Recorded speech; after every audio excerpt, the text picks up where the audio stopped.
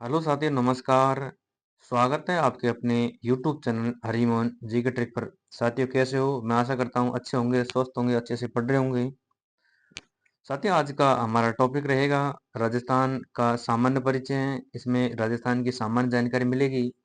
इसमें राजस्थान के प्राचीन नाम, जिसमें वैदिक काल में क्या नाम था, इसके बाद में रामायण काल में क्या नाम था, राजपूताना नाम किसने दिया, राजस्थान, रायथान, रजवाड़ा नाम किसने दिया। इसके अलावा राजस्थान की स्थिति के बारे में देखेंगे। राजस्थान वर्तमान में कौन सी स्थिति, कौन सी दिशा में है। अब देखते हैं साथियों, आगे बढ़ते हैं। जिन्होंने हमारे यूट्यूब चैनल को सब्सक्राइब नहीं किया, सब्सक्राइब करें, शेयर करें, कमेंट करें और लाइक करें। अब चलते हैं साथियों अगले प्रश्न की ओर। सबसे पहला आता है राजस्थान का नामकरण। सबसे पहला आता है राजस्थान का नामकरण। इनसे क्वेश्चन आने की संभावना पूरी पूरी रहेगी साथियों। वैदिक काल, वैदिक काल बोले तो वैदिक काल यानी वेदों के समय, और वेदों में भी कौन सा, वेदों में भी ऋग्वेद, यानी ऋग्वेद में जो नाम मिलता है राजस्थान का, तो ऋग्वेद में राजस्थान का नाम मिलता है साथियों ब्रह्मरथ। सीधा क्वेश्चन आएगा, ऋग्वेद में राजस्थान का नाम क्या मिलता है? ब्रह्मरथ।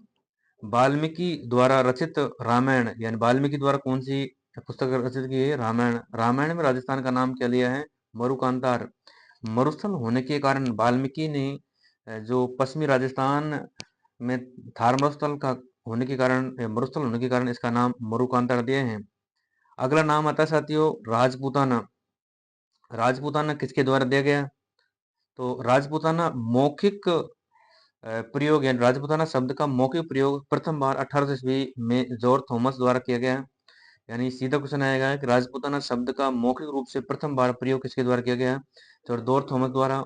और जॉर्ज थॉमस के द्वारा तो मौखिक रूप से प्रयोग किया गया, जबकि लिखित रूप में प्रयोग 1805 में विलियम फ्रैंकलिन ने इन पर एक पुस्तक लिखी है, military members of mister George Thomas. सीधा क्वेश्चन आएगा राजस्थान का राजपूताना नाम मौखिक रूप से किसके द्वारा दिया गया? तो मौखिक रूप से जॉर्ज थॉमस के द्वारा दिया गया।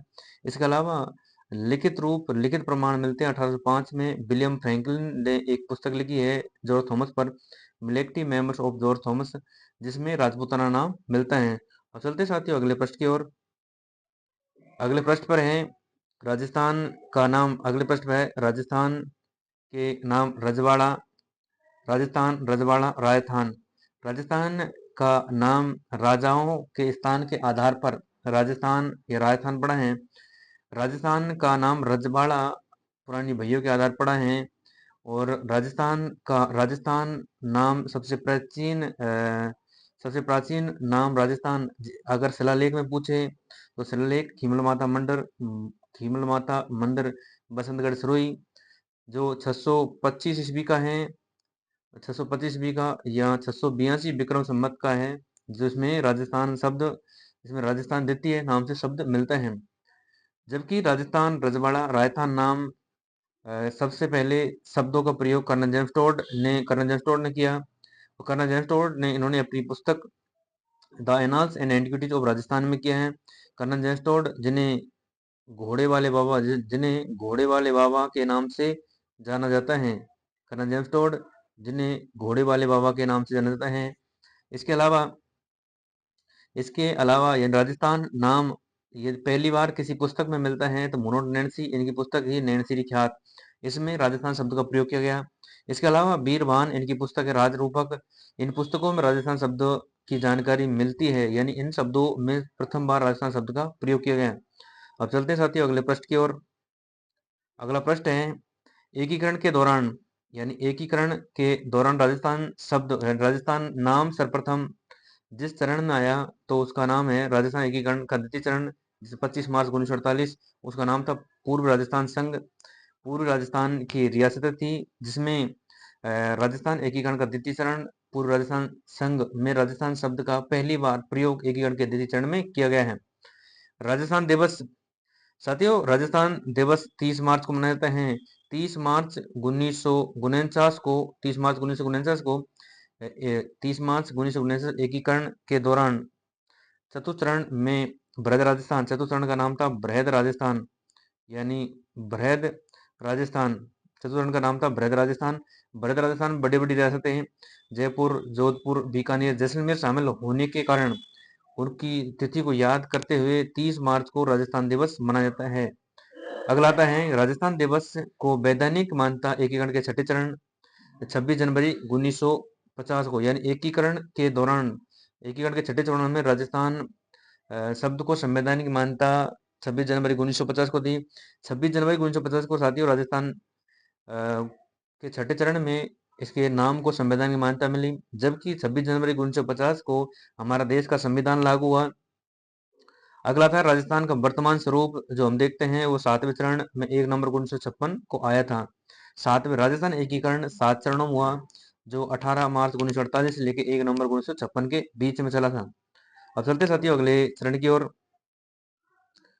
अगला प्रश्न आता है राजस्थान की स्थिति के बारे में क्वेश्चन पूछ लेगा कि राजस्थान की सामान्य स्थिति के बारे में क्वेश्चन पूछ सकता है साथियों। राजस्थान की स्थिति में ग्लोब स्थिति यानी ग्लोब स्थिति क्या है, तो ग्लोब के आधार पर देखें तो उत्तरी पूर्वी गोलार्ध सीधा क्वेश्चन आएगा। राजस्थान ग्लोबी स्थिति यानी ग्लोब है, विश्व के सापेक्ष कौन सा, उत्तरी पूर्वी गोलार्ध। उत्तरी पूर्वी गोलार्ध और कौन से हो गया, ईशान कोण, यानी कौन से हो गया, ईशान कोण। इस प्रकार ईशान कोण, वायव्य कोण, नैऋत्य कोण, इसके अलावा ये आग्नेय कोण, इस प्रकार है कोणों को। अब देखिए अक्षांशीय दृष्टि से राजस्थान कौन से गोलार्ध में है, अगर अक्षांशीय दृष्टि राजस्थान उत्तरी गोलार्ध में है। देशांतरी दृष्टि राजस्थान किस गोलार्ध में होगा, तो देशांतरी दृष्टि से राजस्थान पूर्वी गोलार्ध में होगा। अक्षांश देशांतर दोनों को मिलाते हैं तो उत्तरी पूर्वी गोलार्ध। तो ग्लोबी स्थिति पर राजस्थान उत्तरी पूर्वी गोलार्ध ईशान कोण में स्थित है। क्वेश्चन आ सकता है साथियों। एशिया महाद्वीप के संदर्भ में राजस्थान दक्षिण पश्चिम में बोले तो नैऋत्य कोण, यहाँ तो यार नैऋत्य कोण, यहाँ आग्नेय कोण, ईशान कोण और वायव्य कोण। भारत के सापेक्ष राजस्थान उत्तर पश्चिम दिशा में है और कौन सा होगा, वायव्य कोण। राजस्थान की आकृति विषम कोण चतुर्भुज के समान या पतंगाकार समान, ये किसने बताया, सर्वप्रथम टी.एच. हेंडले के द्वारा। राजस्थान की आकृति विषम कोण चतुर्भुजकार या पतंगाकार सर्वप्रथम किसके द्वारा बताया गया, टी.एच. हेंडले के द्वारा। साथियों क्वेश्चन आ सकता है। राजस्थान ग्लोबी स्थिति यानी ग्लोब या मानचित्र या विश्व मानचित्र में राजस्थान उत्तरी पूर्वी गोलार्ध में है। एशिया महाद्वीप में राजस्थान दक्षिण पश्चिम दिशा में नैऋत्य कोण है। भारत में उत्तर पश्चिम दिशा वायव्य कोण में है और राजस्थान की आकृति विषम कोण चतुर्भुजाकार है, पतंगाकार है। चलते साथियों अगले प्रश्न की ओर। अगला प्रश्न है राजस्थान का सामान्य परिचय। राजस्थान का सामान्य परिचय में देखते हैं राजस्थान में कितने संभाग हैं। राजस्थान में संभाग देते हैं, राजस्थान कितने संभाग है, राजस्थान में 7 संभाग है।